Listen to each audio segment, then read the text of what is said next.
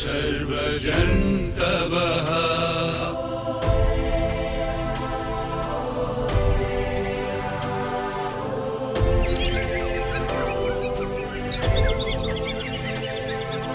वृक्षः मित्राणि च श्वाकम् इत्थं विचार्य रक्षणं सदा। শ্ৰোতা বন্ধু নমস্কাৰ।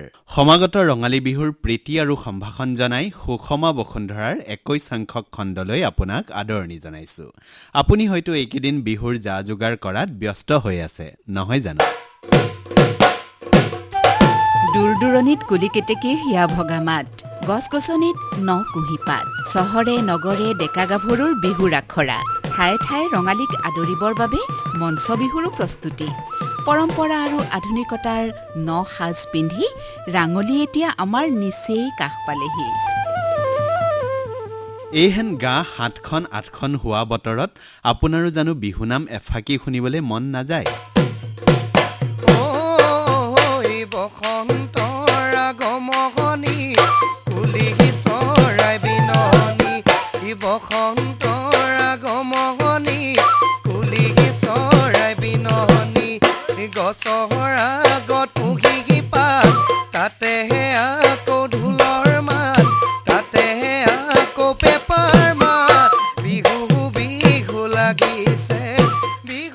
বিহুৰ পাছতেই আমাৰ সুষমা বসুন্ধৰা অভিযানৰ মূল কাৰ্যসূচী গছপুলি ৰোপণৰ পৰ্যায়লৈ আমি আগবাঢ়িব লাগিব।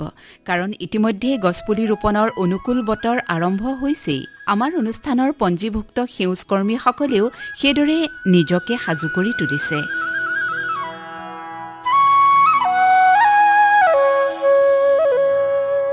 পিছে এইখিনিতে এটা কথা মনত পৰিছে। আমাৰ বাপতি সাহোন বিহুটোৰ সৈতে গছ গছনিৰ তেনেই ওচৰ সম্পৰ্ক আছে দেই। গৰু বিহুৰ দিনা 100 এবিধ বন শাক সংগ্ৰহ কৰি খোৱাৰ পৰম্পৰা আমাৰ জনগোষ্ঠীয় সমাজত তাহানিৰে পৰা চলি আহিছে। কিন্তু নিৰ্বনানীকৰণ, প্ৰকৃতিৰ অৱক্ষয় ইত্যাদি কাৰণত আমাৰ পৰম্পৰাগত বন শাকবোৰ এতিয়া লাহে লাহে পাবলৈ নোহোৱা হৈ পৰিছে। গৰু বিহুৰ দিনা ব্যৱহাৰ হোৱা দীঘলতি, টংলতি, মাখিয়তী আদি গছো বিচাৰি হাবাথুৰি খাবলগীয়া অৱস্থা। সেয়েহে আমাৰ সুষমা বসুন্ধৰাৰ সেউজ কৰ্মীসকলে ব্যৱসায়িক ভিত্তিত এইবোৰ উদ্ভিদ ৰোপণ কৰি আৰ্থিকভাৱে লাভৱান হোৱাৰো পৰিকল্পনা কৰিব পাৰে। কাৰণ বিহুৰ বজাৰত চাহিদা অনুপাতে পাবলৈ নোহোৱা বাবে এইবোৰ সামগ্ৰী অত্যধিক দাম দি গ্ৰাহকে ক্ৰয় কৰা দেখা যায়। এনেবোৰ কৰ্মই আমাৰ পৰম্পৰাও সুৰক্ষিত কৰি ৰাখিব আৰু তাৰ সমান্তৰালভাৱে আৰ্থিক স্বাৱলম্বিতাৰ দিশটোলৈও সম্ভাৱনীয়তা কঢ়িয়াই আনিব। আমাৰ সেউজ কৰ্মীসকলেও কথাবোৰ চিন্তা কৰি চাবচোন। বাৰু এতিয়া আহোঁ আমাৰ পৰৱৰ্তী যাত্ৰাৰ কথালৈ। যোৱা সপ্তাহত আমি যাত্ৰা কৰিছিলোঁ ধেমাজি জিলাৰ চিচিবৰ উন্নয়ন খণ্ডৰ শ্ৰীপানী পঞ্চায়তৰ অন্তৰ্গত কেৰেকনি মাজগাঁৱলৈ। গাড়ীৰে গ'লে চিচি কেৰেকনি মাজগাঁৱলৈ ডিব্ৰুগড়ৰ পৰা প্ৰায় 1.5 ঘণ্টাৰ বাট।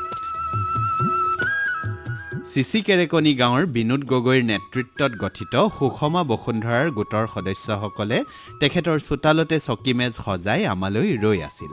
আমি উপস্থিত হোৱাৰ লগে লগেই চিনাকি পৰ্ব আৰু তাৰ পাছত চাহ পৰ্ব সমাপন হ'ল। সময় পলম নকৰি লৰালৰিকৈ আমি বেনাৰ হৰ্ডিং উলিয়াই ভাৱ বিনিময় আৰু ৰেকৰ্ডিঙৰ বাবে সাজু হ'লোঁ। কিয়নো পলমকৈ উপস্থিত হোৱাৰ বাবে পশ্চিমত ইতিমধ্যে বেলি লহিয়াবলৈ আৰম্ভ কৰিছিলেই। প্ৰথমে আমি গোটটোৰ মুৰব্বী বিনোদ গগৈৰ পৰাই জানিব বিচাৰিছিলোঁ সুষমা বসুন্ধৰা অভিযানটোনো তেখেতে কেনেদৰে আগুৱাই নিয়াৰ পৰিকল্পনা কৰিছে। এই অভিযানটো আগুৱাই নিয়াত খুব এটা মনোনিৱেশ লৈ আছোঁ আৰু ইতিমধ্যে কাম কিছুমান হাতত ল'বলগীয়া আছে। কিন্তু কিছুমান কাম মানে এনেকুৱা হৈ যায়, আগৰ পৰাই কিছুমান কাম আমি এই ক্ষেত্ৰত বসুন্ধৰাৰ যিটো কৰ্ম, এই কৰ্ম কাৰ্যসূচীৰ ধৰণে আমি আগৰ পৰাই কিছুমান কাম কৰি আহিছোঁ। ইতিমধ্যে আমি ৰাস্তা পদূলিত বিভিন্ন জাতৰ বা বিভিন্ন সময়ত তেনেকৈ আমি গছপুলি ৰোৱা হয়। আৰু আমাৰ উৎসৱ পাৰ্বণবিলাকত ঠিক তেনেকৈ আমাৰ সাধাৰণ যুৱ সংঘ, আমাৰ হৰি মন্দিৰ, এইবিলাকত আমি মাজে সময়ে বৃক্ষ ৰোপণ কৰি থকা কাৰ্যসূচী থাকে আৰু সেইমতে আমি পুলি ৰোপণ কৰি তাত ইতিমধ্যে ডাঙৰ দীঘল হৈছে। গতিকে আমি যি বুজিছোঁ যে আপুনি বহু বছৰ পূৰ্বৰে পৰা এনেধৰণৰ কাম কাজ কৰিয়ে আছে। এতিয়া এই গাঁওখনত মুঠ পৰিয়াল কিমান আছে? আমাৰ কেৰেকনি মাজগাঁওখনত মুঠ পৰিয়াল প্ৰায় 280 ওপৰ হ'ব, 300 হ'ব। হয়। 300 হ'ব। এতিয়া প্ৰতিটো পৰিয়ালৰে বাৰু নিজৰ খেতি মাটি আছেনে, বিশেষকৈ ধান খেতিৰ কথা কৈছোঁ? হয়, কেৰেকণী মাজগাঁৱত ধান খেতিটো খুব প্ৰচুৰ পৰিমাণে হয়। প্ৰতি ঘৰ মানুহে খেতি মাটি আছে আৰু প্ৰত্যেক ঘৰ মানুহৰ সৰ্বনিম্ন কিমান মান আয়তনৰ মাটি আছে বাৰু? সৰ্বনিম্ন বুলি ক'লে মানে দুপুৰা 7 বিঘা ইমানে সৰ্বনিম্ন বুলি ক'ব লাগিব। হয়, এতিয়া সকলোৱে গাইগুটীয়াভাৱে নিজে নিজে খেতি কৰে নহয় জানো? গাঁৱগতীয়াভাৱে কৰে। এতিয়া কথা হৈছে এনেকুৱা, আজিকালি মানে খেতিৰ পদ্ধতিবোৰ অলপ বেলেগ হ'ল। কিছুমান মানুহৰ মানে বিভিন্ন মানে চাকৰি দিশত যাবলগীয়া হৈছে। এনেকুৱা ধৰণৰ মানে খেতি কৰা মানুহ নোহোৱা হৈছে কিছু লোকৰ। গতিকে তেওঁলোকে মাটিবিলাক মানে কি কৰে, এই আনক চঞ্জাই দিয়ে, তেখেতলোকে খেতি কৰি মানে সময়ত ধান দিয়ে, তেনেকুৱা ধৰণৰ কৰি আছে। আৰু কিন্তু সৰহ সংখ্যকে নিজেই খেতি কৰা হৈছে। এতিয়া গাঁৱত নিবনুৱা যুৱক আছেনে নাই বাৰু? নিবনুৱা যুৱকটো আছে। এতিয়া আমি এই নিবনুৱা যুৱকসকলক যদি একেলগ কৰি লওঁ আৰু প্ৰত্যেক ঘৰ মানুহৰে ধান খেতি যি নিজাকৈ কৰি আছে, সকলো যুৱক লগ হৈ একেলগে খেতি কৰি পিছত লাভাংশ বা উৎপাদন ভগাই লোৱাৰ তেনেকুৱা ধৰণৰ এটা পদ্ধতি সৃষ্টি কৰাৰ সম্ভাৱনা আছে নাই বাৰু? সেইটো কথা এতিয়া একমুখে ক'বলৈ হ'লে এনেকুৱা হয়, এটা সমবায় পদ্ধতি হয়, সেইটো খেতি কৰিব পৰা যায়। তথাপিও এতিয়া যুৱক যুৱতীসকল তেনেকৈ আগবাঢ়ি আহিব লাগিব। আচলতে সেইটো তেওঁলোকৰ নিজৰ ওপৰতে নিৰ্ভৰ কৰিব বুলি মই ভাবোঁ। এতিয়া এনেকুৱা হৈছে মানে কিছু লোকে ধৰি লওক তেনেকৈ আনক দি দিছে, খেতিটো তেওঁলোকে মানে ধান মোন ধান হিচাপে লৈছে। যিসকলে মানে আজিকালি খেতি কৰা এনেকুৱা এটা দিশ আহিলে, গৰু হালে খেতি কৰাটো নাই, গতিকে ট্ৰেক্টৰ পাৱাৰ টিলাৰ ইত্যাদিয়ে খেতি কৰিছে। গতিকে মানে আগতকৈ মানে অলপ সহজ অৱস্থালৈহে আহিছে বুলি ক'ব লাগিব। গতিকে সেই যুৱক যুৱতীসকলে তেনেকুৱা এটা মনোনিৱেশ বৰ এটা নাই বুলি ভাবোঁ। এতিয়া আপুনি সুষম বসুন্ধৰা অনুষ্ঠানটোৰ অন্তৰ্গত হৈ কেনেধৰণৰ কাম কাজ কৰাৰ কথা ভাবিছে আপোনাৰ দলটোৰ সৈতে লগ লাগি? এতিয়া আপোনালোকে এই যিটো ৰাস্তা দেখিছে, এই ৰাস্তাৰ কাষতে আমি আগত কিছু গছপুলি ৰোৱা হৈছিলে, কিন্তু কিছুমান ক্ষেত্ৰত মানে কি হ'ল, পুলিবোৰ মানে জীপাল নহ'ল, মৰি গ'ল। আৰু এতিয়া আমি ভাবিছোঁ যে আমি এই বাৰিষা কালতে 2-এটা যদি গছপুলি ভাল ধৰণে ৰুব পাৰোঁ, আৰু তাক আচলতে সংৰক্ষণ কৰাটো আচলতে দৰকাৰ। তাত আমি এটা ঘোঁৰা যদি বহুৱাই নিদিওঁ, বা সেই ঘোঁৰাটো বহুৱাই আমি এই 4 মাহত যদি পচি যায়, তাক আকৌ যদি পুনৰ ওলটি চোৱা নাযায়, বা তাক পুলিটোক যদি আকৌ আমি ভালদৰে সংৰক্ষণ কৰা নহয়, তেতিয়াহ'লে সেই পুলি সি আৰু হৈ নুঠিব। আৰু আমি নিজৰ বাৰীটো লগাইছোঁ, মোৰ আৰু এখন বাৰী আছে এফালে, তাতো বিভিন্ন জাতৰ গছপুলি আছে, ঠিক তেনেকৈ এজাৰ, চিচু, নাহৰ এনেকুৱা ধৰণৰ। আৰু আমাৰ ইয়াতো মই কিছুমান পুলি ৰুই ৰাখিছোঁ। আৰু আমাৰ যিসকল আমাৰ সদস্য বা আমাৰ গোটৰ এই সুষম বসুন্ধৰাত যিসকল নিজে মানে ওলাই আহিছে, তেওঁলোকেও কৈ আছে যে আমিও গছপুলি ৰোৱাত বা বিভিন্ন ফলমূল বাগান পতাত উদগনি যোগোৱাত মানে তেওঁলোকে মোক খুব সঁহাৰি দি আছে, সেইবিলাক চাইছোঁ। গাঁৱৰ মাটি বাৰীবোৰত ফল মূলৰ বাগিচা স্থাপন কৰিব পৰাৰ সম্ভাৱনীয়তা সম্পৰ্কে আমি জানিবলৈ বিচাৰিছিলোঁ, আৰু গোটৰ এজন সদস্য মহেশ্বৰ চুতীয়াই আমাক এনেদৰে কৈছিলে। অসমীয়া মানুহে পৰম্পৰাগতভাৱে শাক পাচলিৰ খেতি কৰে, ধানৰ খেতি কৰে, কিন্তু অসমীয়া মানুহে আন ৰাজ্যৰ নিচিনাকৈ ফল মূলৰ বাৰী কিন্তু বেছিকৈ নকৰে বা এই ক্ষেত্ৰত অনভিজ্ঞ বা আগ্ৰহী নহয়। এতিয়া আমাৰ এই গাঁৱতে ইমান মানুহৰ মাটি আছে, এই মাটিবোৰ আমি ফল মূলৰ বাগিচালৈ পৰিৱৰ্তন কৰাৰ কিবা সম্ভাৱনা আছেনে নাই বাৰু?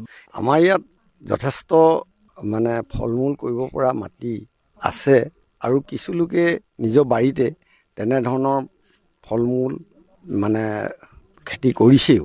কিন্তু প্ৰকৃততে ব্যৱসায় ভিত্তিত যুৱকসকলে এই বিষয়টোত বৰ মন কৰা যেন নালাগে।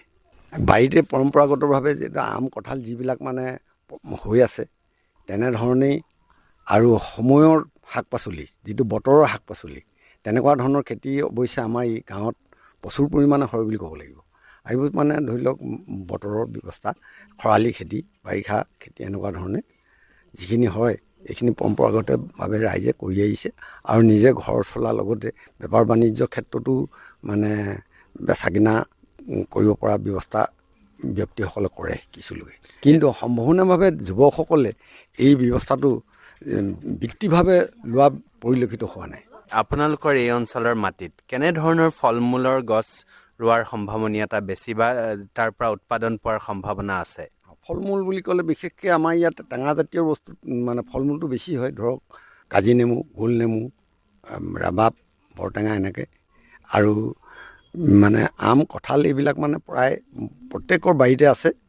আমাৰ যিটো থলুৱা জাতৰ মানে ধৰি লওক এই আম কঁঠাল এইবিলাক এনেকুৱা হয়, অন্য যিবিলাক বাহিৰৰ পৰা যিবিলাক পুলি অনা হয় সেইবিলাকৰ নিচিনা আমাৰ ইয়াত উৎপাদনটো আমাৰ গছবিলাকে নিদিয়ে। এবছৰ লাগিলে 5 বছৰ মানে হয়তো গছজোপাত গুটি নালাগিবও পাৰে, তেনেকুৱা এটা ব্যৱস্থা।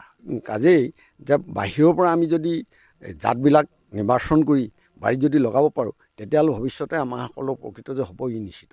গতিকে সম্ভাৱনা আছে, কিন্তু আমাক বাট দেখাই দিয়া মানুহ লাগে বা এনেকুৱা ক্ষেত্ৰত অভিজ্ঞতা থকা মানুহে নিজৰ অভিজ্ঞতাৰে যদি আমাৰ যুৱ সমাজক আগবঢ়াই লৈ যায়, ফল মূলৰ বাৰী কৰিও আমি স্বাৱলম্বী হোৱাৰ সম্ভাৱনা আছে। নমস্কাৰ। কেৰেকনি মাজগাঁৱৰ সুষমা বসুন্ধৰা গোটৰ অন্য এগৰাকী সদস্য কেৰেকনি আদৰ্শ উচ্চ মাধ্যমিক বিদ্যালয়ৰ কাৰ্যালয়ৰ সহায়ক আদিত্য চুতীয়াই বাৰীৰ চৌপাশে সুকাঠি গছ ৰুই আৰ্থিকভাৱে লাভৱান হোৱাৰ সম্ভাৱনীয়তাৰ কথা আমাৰ আগত এনেদৰে ব্যক্ত কৰে। আমাৰ বাৰীবিলাক সকলোৰে ডাঙৰ, এইখন গাঁৱতে দেখা গৈছে। সকলোৰে বাৰীতে কাঠৰ গছ আছে, কিন্তু আমি এই সুকাঠি গছবিলাক নিজৰ প্ৰয়োজনত কেতিয়াবা ব্যৱহাৰ কৰোঁ বা দৰকাৰ হ'লে আকৌ আমি বজাৰৰ পৰা কাঠ কিনিও ব্যৱহাৰ কৰোঁ। কিন্তু বাৰীখনৰ প্ৰত্যেকটো চুক কোণ আমি পৰিকল্পিতভাৱে ৰুই বা পৰিকল্পিতভাৱে ব্যৱহাৰ কৰি সুকাঠি গছেৰেই ভৱিষ্যতে ব্যৱসায় কৰি বা সুকাঠি গছৰ দ্বাৰাই জীৱনটো সচ্ছল কৰাৰ বিশেষ পৰিকল্পনা নকৰোঁ। এই অঞ্চলত কোনবিলাক সুকাঠি গছৰ সম্ভাৱনা আছে বুলি আপুনি ভাবে? হয়, আমাৰ এই অঞ্চলত যিকোনো গছেই উৎপন্ন হোৱাৰ সম্ভাৱনা আছে। বিশেষকৈ আমাৰ এই অঞ্চলত শিমলু গছ, চেচু গছ, নাহৰ গছ ইত্যাদি ধৰণৰ বিভিন্ন ধৰণৰ গছেই ইয়াত উৎপাদনৰ মানে সক্ষমতাটো আছে। কিন্তু সক্ষমতা আছে, তথাপিও আমি ৰোৱা নাই। আৰু যদি ৰুই ল'লে ভৱিষ্যতে এইবিলাকৰ পৰা উপাৰ্জনৰ সম্ভাৱনা আছেনে নাই বাৰু? নিশ্চয় আছে, ইয়াৰ পৰা যথেষ্ট উৎপাদন হোৱাৰ সম্ভাৱনা আছে। কিন্তু কথা হ'ল আমি পৰিকল্পিতভাৱে এই উদ্ভিদসমূহ কোনজোপা বৃক্ষ কোন ঠাইত ৰুলে আমাৰ বাবে উপযোগী হ'ব বা পৰিৱেশৰ বাবে উপযোগী হ'ব, এই কথাখিনি আমি পৰিকল্পনা কৰি লোৱা নহয়। তাৰ বাবে আমি উপযুক্ত গছৰ পৰা বা উপযুক্ত ফল আমি লাভ কৰিব পৰা নাই। কিদৰে আগবাঢ়িব লাগিব বুলি ভাবে? আপোনালোকে যদি অগ্ৰজ হিচাপে আপোনালোকৰ পিছৰ প্ৰজন্মক এইবিলাক কথা শিকাই যাব বিচাৰে, কিদৰে আমি আগবাঢ়িব লাগিব? এই ক্ষেত্ৰত উদ্ভিদ বিজ্ঞান বা অন্যান্য ধৰণৰ আজিকালি পাঠ্যপুথি প্ৰণয়ন হৈছে, এইবিলাকৰ পৰা আমি শিক্ষা ল'ব পাৰোঁ। লগতে আমাৰ বৰ্তমান সময়ত ইণ্টাৰনেট বা সামাজিক মাধ্যম এইবিলাকৰ পৰা কিছুমান আমি শিক্ষা ল'ব পৰা যায়। তাৰ উপৰি আমাৰ এইটো কথা আমি লক্ষ্য কৰিব লাগে, যিজোপা গছ য'ত ৰুলে আমাৰ মাটিখিনিৰ সৈতে মানে তাৰ উৎপাদন ক্ষমতাটো থাকে বা মাটিখিনিৰ সৈতে গছজোপাৰ মানে উপযোগী হৈ মানে বাঢ়ি উঠাৰ মানে সক্ষমতাটো থাকে। এনেকুৱা ধৰণৰ পৰিকল্পনা কৰি যদি আমি উদ্ভিদখিনি ৰোপণ কৰা যায়, নিশ্চয় ইয়াৰ পৰা সুফল লাভ কৰিব পৰা হ'ব। এতিয়া আপুনি এজন বিদ্যালয়ৰ কৰ্মচাৰী, এতিয়া বিদ্যালয়খনৰ চৌহদটো কিমান ডাঙৰ? আমাৰ বিদ্যালয়খনৰ চৌহদটো প্ৰায় 16 বিঘা মাটি আছে। এই 16 বিঘা মাটিক আকাশবাণী ডিব্ৰুগড়ৰ যি অভিযান, সেই অভিযানৰ অন্তৰ্গত কৰি কিদৰে বাৰু সেই বিদ্যালয়খনকো আমি উপাৰ্জনক্ষম কৰি তুলিব পাৰিম বা বিদ্যালয়খনৰ পৰিৱেশটো সুন্দৰ কৰি তুলিব পৰা কিবা সম্ভাৱনা আছে নে নাই বাৰু? হয় হয়, যদিহে আপোনাৰভাৱে আমাক সহায় সহযোগিতা আগবঢ়ায়, নিশ্চয় আমাৰ বিদ্যালয়ৰ চৌদিশত যথেষ্টখিনি মাটি এতিয়াও মানে কোনো ধৰণৰ উদ্ভিদ নথকাকৈ পৰি আছে। আমি যথেষ্টখিনি উদ্ভিদ তাতে আমি ৰোপণ কৰিব পৰা ব্যৱস্থা আছে। সেয়েহে আমি ভাবোঁ, যদিহে আপোনালোকৰ সুষমা বসুন্ধৰা পৰিয়ালে আমাক ভৱিষ্যতে সহায় সহযোগিতা আগবঢ়ায়, নিশ্চয় আমাৰ বিদ্যালয়ৰ চৌপাশটো আমি সামাজিক বনানীকৰণ হিচাপে গঢ়ি তুলিব পাৰিম। আমাৰ ক্ষেত্ৰ পৰিদৰ্শনৰ থলীতে লগ পাইছিলোঁ চিচিকেৰেকনি গাঁৱৰ গাঁও প্ৰধান চন্দন জীয়ামুৰীয়া ডাঙৰীয়াক। আমি দেখা পাইছোঁ যে আপোনালোকৰ গাঁৱৰ এটা পথ যথেষ্ট দীঘলীয়াকৈ আছে, কিন্তু দুয়োফালে গছ গছনি নাই। আমি এতিয়া এই পথৰ দুয়োকাষ কিদৰে সামাজিক বনানীকৰণৰ ক্ষেত্ৰত ব্যৱহাৰ কৰিব পৰাৰ থল আছে বাৰু? আপোনালোকে দেখিছেই ৰাস্তাটো আমাৰ যথেষ্ট দীঘল। এই ৰাস্তাটোৰ দুয়োকাষে গছপুলি ৰুব পৰা আমাৰ যথেষ্ট সুবিধা আছে। আৰু আমাৰ ৰাইজে পৰৱৰ্তী সময়ত ৰোৱাৰ ব্যৱস্থা কৰিব। আগেও বহুতবাৰ ৰোৱা হৈছে, কিন্তু আমাৰ সমাজত এটাই অকণমান অসুবিধা আছে, গোটেইখিনি খেতিয়ক মানুহ আৰু ইয়াতে গৰু ছাগলী আৰু বিভিন্ন ধৰণৰ মানে অকণমান আমনি কৰে, মানে আপোনাৰ পশু পালন কৰে। এই ক্ষেত্ৰত মানে আমাৰ গছপুলিবিলাক আমি জীৱিত কৰি ৰাখিব পৰা ব্যৱস্থা হোৱা নাই। আৰু এটা কথা, আমাৰ ইয়াত মানে গছপুলি ৰোৱাৰ ক্ষেত্ৰত মানুহবিলাকৰ কিছুমান ভয় অনুভৱ হয়। মানে একেবাৰে নদী কাষৰীয়া গাঁও, খুব বেছি আপোনাৰ গছখিনি লহপহকৈ বাঢ়ি আহে, তাৰ মানে 10-15 বছৰ পাছত আকৌ বানপানী সোমায়। তেনেকুৱা ক্ষেত্ৰতহে আমাৰ গাঁওখন, নহ'লে বহুত পুৰণি গাঁও, এতিয়া আপোনাৰ নাই বুলি ক'লেও আমাৰ 40 ভৰি দিছেগৈ আমাৰ গাঁওখন। তো তো ইমান বছৰত যথেষ্টখিনি হ'ব লাগিছিল, কিন্তু তেনেকুৱা ক্ষেত্ৰত অকণমান মানে পাছ পৰি আছে। আৰু আমাৰ ৰাস্তাৰ কাষৰ যিখিনি গছপুলি ৰুব পৰা জেগা আমাৰ ককা দেউতাসকল আছিল, তেখেতলোকে ৰাস্তাটো বনাওঁতেই যথেষ্ট বহলকৈ ৰাখি থৈছে, 36 ফুট 40 ফুট বহলকৈ ৰাখি থৈছে। আৰু এই ৰাস্তাটোৰ দুয়ো কাষে মানে গছপুলি ৰুব পৰা সম্পূৰ্ণ আমাৰ ইয়াত ব্যৱস্থা আছে। সকলোৱে খেতি বাতি কৰে, কিন্তু তথাপিও যেন আমাৰ অসমত কৃষি বিপ্লৱৰ নিচিনা এটা পৰিৱেশ এতিয়াও গঢ় লৈ উঠা নাই। এই পৰিৱেশটো গঢ় লৈ নুঠাৰ কাৰণ আপুনি কি বুলি ভাবে, আৰু কিদৰে আমি এই পৰিৱেশটো গঢ়ি তুলিব পাৰিম বুলি আপোনাৰ মনে কয়? কৃষি বিপ্লৱ ক্ষেত্ৰত আমাৰ যিসকল নিবনুৱা যুৱক যুৱতী আছে, এতিয়া বহু ক্ষেত্ৰত বহু জেগাত সামাজিক মানে মাধ্যমত বা আপোনাৰ মানে বাতৰিয়ে আপোনাৰ ৰেডিঅ'ৰ কিছুমান এনেকুৱা সাক্ষাৎকাৰ বুজি পাইছোঁ, কিছুমান লোকে বহুত যথেষ্ট কৰিছে নিবনুৱাই, নিজৰ ববীয়াকে সৰুকৈ এখন ফাৰ্ম খুলি সেইখনৰ জৰিয়তে যথেষ্ট স্বাৱলম্বী হৈছে। আৰু যথেষ্টৰ মানে নিবনুৱাৰ যুৱক যুৱতী বা বহু লোকক তাতে কৰ্মসংস্থাপনো দিছে। আমাৰ কথাটো হ'ল, প্ৰথম কথা আমাৰ যিসকল নিবনুৱা যুৱক যুৱতী আছে বা অভিভাৱক আছে, সকলোৱে এটা একাগ্ৰতা লাগিব, যাৰ জৰিয়তে আমি নিষ্ঠা সহকাৰে যদি কামখিনি কৰিব যাব বিচাৰোঁ, আমি ক'ৰবাত কিবা উজুতি খাব লগা হ'ব পাৰে, কিন্তু পৰৱৰ্তী সময় সেইখিনিতে আমি থমকি নৰৈ কেনেধৰণে আমি কৰি গ'লে আমাৰ কৃষি বিপ্লৱ আমি গঢ় দিব পাৰিম, বা আমাৰ অসমৰ যিসকল নিবনুৱা কৃষি যোগেদি, অসমখনটো কৃষিৰ ওপৰতে ভিত্তি কৰে, তো ইয়াৰ যিখিনি আমি কেনেধৰণে কৰিলে আগবাঢ়িব পাৰিম, এই ক্ষেত্ৰত যদি যুৱক যুৱতীসকলে বাহিৰৰ বা আমাৰ চৰকাৰৰ বিভাগৰ লগত যদি যোগাযোগ কৰি তেওঁলোকে প্ৰশিক্ষণপ্ৰাপ্ত হৈ কেনেধৰণে কৰিলে ভাল হ'ব, এই কথাখিনি যদি তেওঁলোকে মানে আগ্ৰহ কৰে, তেতিয়া নিশ্চয় আমাৰ অসমত কৃষি বিপ্লৱ আমি গঢ়ি তুলিব পাৰিম। আপোনাক ধন্যবাদ জ্ঞাপন কৰিছোঁ। ধন্যবাদ। গোটৰ এগৰাকী সদস্যা নিজৰ বাৰীখনৰ পৰাই শাক পাত গৰু গাই প্ৰতিপালন কৰি দুপইচা অৰ্জনৰ অভিজ্ঞতাৰে পুষ্ট সুগৃহিণী ৰূপমাই চুটিয়াই গাঁৱৰ মহিলাসকল কিদৰে স্বাৱলম্বী হ'ব পাৰে তাৰেই সম্ভাৱনীয়তাৰ কথা ব্যক্ত কৰিলে এনেদৰে। আমাৰ ইয়াত এতিয়া মহিলা হিচাপে আমি গোট হৈও গাহৰি কুকুৰা হাঁহ পুহিব পাৰোঁ। আমাৰ ইয়াত এতিয়া এইটোৱে বেমাৰ, যেতিয়া অলপ পোৱালিবোৰ ডাঙৰ হয় তেতিয়াই বেমাৰটো আহে, সেইটো কাৰণে আমি পশুপালনৰ কাৰণে উন্নত কৰিব পৰা নাই। সেইটো কিবা এটা সুষমা বসুন্ধৰাৰ জৰিয়তে আপোনালোকে যদি দিহা পৰামৰ্শ দিয়ে, আমাৰ মহিলাসকল আগবাঢ়ি যাব পাৰিম। আত্মসহায়ক গোট হিচাপে এইবিলাক ক্ষেত্ৰত একেলগে আগবঢ়াৰ কিবা সম্ভাৱনা আছেনে নাই বাৰু? আছে, একেলগে লগ খাই পিনি কৰিব পৰা সম্ভাৱনা আছে। তেনেদৰে এডোখৰ ঠাইত যদি আমাক এটা গাহৰি পুহিবলৈ এটা আত্মসহায়ক গোটে যদি চৰকাৰৰ পৰা অনুদান পায়, গঁৰাল যদি বনাই ল'ব পাৰোঁ, গোটেই 10গৰাকী মহিলাই আমি প্ৰতিপালন কৰিও গাহৰি বিকিও টকা পইচা স্বাৱলম্বী হ'ব পাৰোঁ। আমি কথা পাতিছিলোঁ এয়া লক্ষীমাই ভূঞাৰ সৈতে।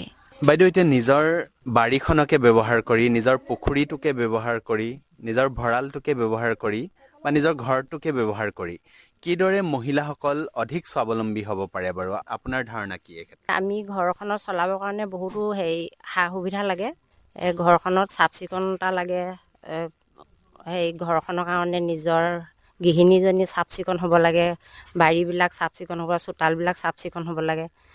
আৰু পুখুৰীটো যদি মাছ মেলিব হয়, মাছ মেলা আগতে চাফ চিকুণ কৰি ল'ব লাগে। যদি পানী নাথাকে, পানী থকাখিনি সময়ত বাৰু বেলেগ কথা, চাফ চিকুণ কৰি তাত যদি মাছখিনি দিয়ে, সেইখিনি মাছখিনি বহুত ডাঙৰ হ'ব পাৰে। আৰু তাৰ সময়ত যদি আহাৰ দিয়ে তাত, সেইখিনি কাৰণেও ডাঙৰ হয়, তাতো স্বাৱলম্বী হ'ব পাৰে। এতিয়া আপোনালোকৰ গাঁৱত পুখুৰী আছেনে নাই বাৰু? পথাৰবিলাকত আছে। এতিয়া এই পুখুৰীবিলাক আপুনি কোৱাৰ দৰে ব্যৱহাৰ কৰিছোনে বাৰু? সেইটো কিছুমানৰ সুবিধাও নাথাকিব পাৰে, তেনেকুৱা বা অসুবিধা হয় কৰিবৰ কাৰণে। কিছুমানে যিবিলাক সুবিধা থাকে তেওঁলোকে কৰে। এতিয়া আৰু পশুপালন বা হাঁহ কুকুৰা পালন, এইবিলাক আপোনালোকৰ গাঁৱৰ মহিলাসকলে কৰিছে নাই? কৰিছে। আমাৰ ঘৰতে আমি গাহৰি পুহোঁ, ছাগলী পুহোঁ, গৰু আছে, হাঁহ আছে, কুকুৰা আছে। গাহৰি আমি পোৱালিও দিওঁ, এতিয়া পোৱালিও আছে আমাৰ ঘৰত। পোৱালিবিলাক ডাঙৰ হয়, ডাঙৰ 1.5 মাহ 2 মাহ বা 3 মাহ লাগে তেনেকৈ বিকিবৰ কাৰণে।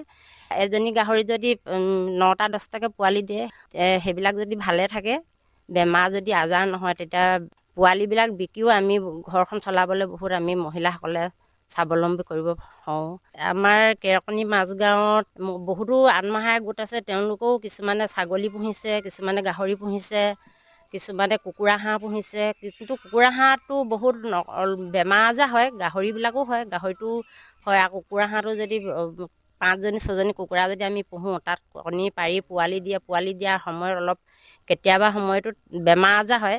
সেই বেমাৰ আজাৰত বহুত পোৱালি মৰি গ'লে সেইটো অকণমান মাইকী মানুহবিলাকৰ দুখ লাগে আৰু ইমান কষ্ট কেনে। গতিকে এইটো হোৱাৰ কাৰণ হৈছে ক'ৰবাত বিজ্ঞানসন্মত পদ্ধতি আচলতে আমি অৱলম্বন কৰা নাই। পশু চিকিৎসক আছে, তেওঁলোকৰ সৈতে যদি এবাৰ কথাবোৰ পাতি লওঁ, নিশ্চয় এই সমস্যাৰ পৰা পৰিত্ৰাণ পাব পাৰি। হয়, পৰিত্ৰাণ পাব পাৰি। এখেত অজিত চুতীয়া। বিনোদ গগৈ ডাঙৰীয়াই কিছুমান কাম কৰি যোৱাৰ পৰিকল্পনা কৰিছে। এই কামবিলাকত আপোনালোকে কিদৰে সহায় কৰিম বুলি ভাবিছে বাৰু? তেখেতে আমাক আদেশ দিয়া মতে ধৰক য'ত যেনেকৈ গছপুলি ৰুব লাগে ৰাস্তাত, আমি এতিয়া যিটো পৰিকল্পনা কৰিছোঁ সেইমতে মানে ৰাস্তা কাষে কাষে 2 লাইনত গছপুলি ৰোৱা এটা সিদ্ধান্ত ল'ম। হয়, আমাৰ এই অভিযানৰ এটা উদ্দেশ্য হৈছে আমি যিকোনো গছপুলি নোৰোঁ, যিবিলাক গছপুলিয়ে আমাক 2 পইচা অৰ্জন কৰাত সহায় কৰিব, এনেকুৱা গছপুলিহে ৰুম। গতিকে আপোনাৰ এই অঞ্চলত তেনেকুৱা কি ধৰণৰ গছ ৰোৱাৰ সম্ভাৱনা আছে বাৰু? আমাৰ সেই ধৰণে মানে যেনেকৈ লিচু, আম টেঙা, বগৰী, পনিয়ল, যাতে মানে ফলা অহাৰ নিচিনা বস্তু, সেই বস্তুখিনি ৰুলে যাতে মানে ল'ৰা ছোৱালীও খাব পাৰিব আৰু চৰাই চিৰিকটি খাব পাৰিব। ঠিক আমি সেনেকুৱা পুলিখিনি ৰুলে অলপ ভাল হ'ব বুলি ভাবিছোঁ। এতিয়া আমি ৰাস্তাৰ দুয়ো কাষে ৰুম, সেইখিনি বাৰু গাইগুটীয়াভাৱে কাৰো নিজৰ নহয়, সেয়া সমাজৰ বাবে ৰোৱাৰ নিচিনা হ'ব। এতিয়া আমি নিজৰ বাৰীখনক কিদৰে ব্যৱহাৰ কৰিব পাৰোঁ যাতে ব্যৱসায়িক ভিত্তিত আমি এইবিলাক ৰোপণ কৰিব পাৰোঁ, তেনেকুৱা সম্ভাৱনা আছেনে নাই বাৰু? সেইখিনি সম্ভাৱনা আছে। নিজৰ বাৰীখনত আমি এতিয়া আমাৰ নিজৰ বাৰীতে যেনেকৈ আমাৰ পনিয়ল আছে, আনাৰস আছে, আম আছে, কঁঠাল আছে, এনেকুৱা বস্তু কিছুমান আমাৰ নিজৰ বাৰীতো আছে আৰু ৰুই আছোঁ। আমি যিকোনো খেতিয়কৰ মানুহ, গতিকে সেইখিনি খেতি কৰিবলৈ আগবাঢ়ি যাম আৰু প্ৰত্যেককে আমিও সেইধৰণে আগবাঢ়ি যাবলৈ আশা কৰিছোঁ। তেওঁলোকো যাতে মানে সেই বস্তুখিনি ৰুই পিনি নিজৰ বাৰীখন সুন্দৰ কৰিব পাৰে আৰু 2 টকা তাৰ পৰাই উপাৰ্জন কৰিব পাৰিব বুলি আশা ৰাখিছোঁ। ধন্যবাদ। গোটৰ মুৰব্বী বিনোদ গগৈৰ চোতালতে আমি লগ পাইছিলোঁ গাঁওখনৰ বয়োজ্যেষ্ঠ ব্যক্তি, যোৱা 3টা দশক ধৰি মুগা প্ৰতিপালনেৰে নতুন প্ৰজন্মক আৰ্থিক স্বাৱলম্বিতাৰ পথ দেখুৱাওঁতা মহেশ্বৰ শইকীয়াক। মুগা পুহোঁ বাৰু, আজি কমটিকৈ 30-35 বছৰ আগৰ পৰা এবাৰ দুবাৰকৈ পুহি থাকোঁ। এতিয়ালৈকে 15 বাৰমান হৈছে পোহা। এতিয়া মুগা পালন কৰি আমি আৰ্থিকভাৱে সচ্ছল হ'ব পাৰোঁ নে নোৱাৰোঁ বাৰু? আপোনাৰ অভিজ্ঞতাই কি কয়? বৰ্তমান পাৰি বৰ্তমান বহুত লাভ। এতিয়া মই জেঠুৱা এবাৰ 14 এবাৰ পুহিছিলোঁ, পুহোঁতে সেনেকৈ দি 32,000 পইচা পোৱা হৈছে। এতিয়াও এই পখিলা আজি গজিবই নেকি, এতিয়াও সেই 400 কঠীয়া সেনেকৈ দিম। ভাল। এতিয়া 400 কঠীয়া ৰুবলৈ আপুনি ঠাই নিৰ্বাচন কেনেদৰে কৰিছে? 400 সেই মুগা সঁচ বৰ্তমান এতিয়া পখিলা 200-150 মান খৰিকা হ'ব আৰু খৰিকা হওঁতে তেতিয়া সেনেকৈ আৰু খৰিকা চাই পিনি সেনেকৈ গছত লগাব লাগিব চুমনিত। এনেকৈ 20-25 দিন আপডাল কৰিলে মানে পকিবগৈ। পকিলে মানে এমাহ দিন লাগে আৰু মোনমাত। আপুনি দেখিছে যে আপুনি এটা সুন্দৰ উপাৰ্জন কৰিলে মুগা পুহি এই বছৰতে। গাঁৱৰ প্ৰত্যেকটো পৰিয়ালে যদি নিজাকৈ এইদৰে কৰে, বহু টকা উপাৰ্জন কৰাৰ কিবা থল আছেনে নাই বাৰু? আছে ভাল। মই সেনেকৈ লগ বিচাৰি ফুৰোঁ, সেনেকৈ মই লগ হ'লে ভাল পাওঁ। মুগা পুহিবলৈ সৰহীয়াকৈ ল'ব লাগে। এটা পোহাও 10টা পোহা এনেকৈ লগ লাগে। আছে বৰ ধুনীয়া সুবিধা আছে, বাৰী আছে। যদি ইয়াত সৰু বাৰী হয়, ডাঙৰ বাৰী সুবিধা আছে, কেঁহা দিব লাগে। মুঠতে লাখ টকা উঠি যাব একে মাহতে। আজিৰ প্ৰজন্মৰ যুৱক যুৱতীসকলক আপুনি যদি এই বিষয়ে কয়, তেওঁলোকে এই ক্ষেত্ৰত আগ্ৰহী হ'বনে নহয়, আপুনি কি ভাবে? আছে। তাৰমানে কিছুমানে এলাহ কৰে, কিছুমানে খুব আগবাঢ়ি আহে। এতিয়া মই যিজন লগীয়া সেই জীয়েকৰ তাত ঘৰ বনাবলৈ গ'ল, আকৌ বেলেগ এজন নিজে আহি আকৌ মোৰ ওচৰত চাপিছেহি। হয়, গতিকে কষ্ট অনুযায়ী মুগা পালনত উপাৰ্জন হয় নাই বাৰু? কষ্ট তেনেকৈ বুলি নাই, সেইখিনি কষ্ট কৰিবলৈ সাধাৰণ কষ্ট কৰিব, সৰু কষ্ট আঙুলি হাতেহে, মবল দিব নালাগে, বহুত উপাৰ্জন হয়। তাৰমানে 90% লাভ। গতিকে আমি আশা কৰিছোঁ আপুনি যিদৰে এই কামত আগবাঢ়ি গৈছে, আপোনাৰ গাঁৱৰ অন্য ব্যক্তিসকলো আপোনাক উদাহৰণ হিচাপে গ্ৰহণ কৰি এই ক্ষেত্ৰত আগবাঢ়ি যাব। ধন্যবাদ। সুষমা বসুন্ধৰাৰ পঞ্জীভুক্ত গোটটোৰ সৈতে আমাৰ কথা বতৰাৰ অন্তত দুগৰাকী কণমানি ক্ৰমে ষষ্ঠীশ্ৰী গগৈ আৰু পৰিচুতীয়াই সুমধুৰ গীত শুনাই আমাক আপ্লুত কৰিলে। নমস্কাৰ, মোৰ নাম শ্ৰীমতী ষষ্ঠীশ্ৰী গগৈ।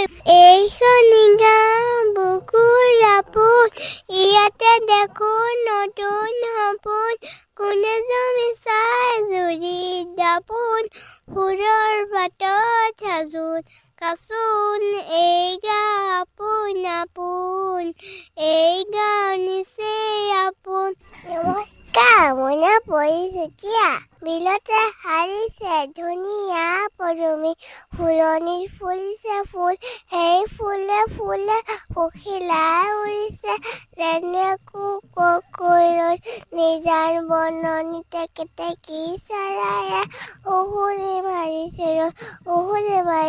ৰ'দ প্ৰায় 2 ঘণ্টা সময় চিচি কেৰেকনি মাজগাঁৱৰ সেউজ কৰ্মী গোটটোৰ সৈতে বাৰ্তা বিনিময় কৰি আমি আকাশবাণীৰ ষ্টুডিঅ'লৈ বুলি উভতনি যাত্ৰা কৰিলোঁ। অভিযান সফল হোৱাৰ আশাৰে আমি সকলোৰে পৰা বিদায় ল'লোঁ। শ্ৰোতা বন্ধু, আজিলৈ আমাৰ অনুষ্ঠান সামৰিবৰ সময় হ'ল। পৰৱৰ্তী খণ্ডত পুনৰ এটি নতুন গোটৰ কৰ্ম পৰিকল্পনাৰ বাৰ্তা লৈ আপোনাৰ কাষত উপস্থিত হ'মহি। আজিলৈ আমি দুয়ো ইমানতে বিদায় লৈছোঁ। নমস্কাৰ।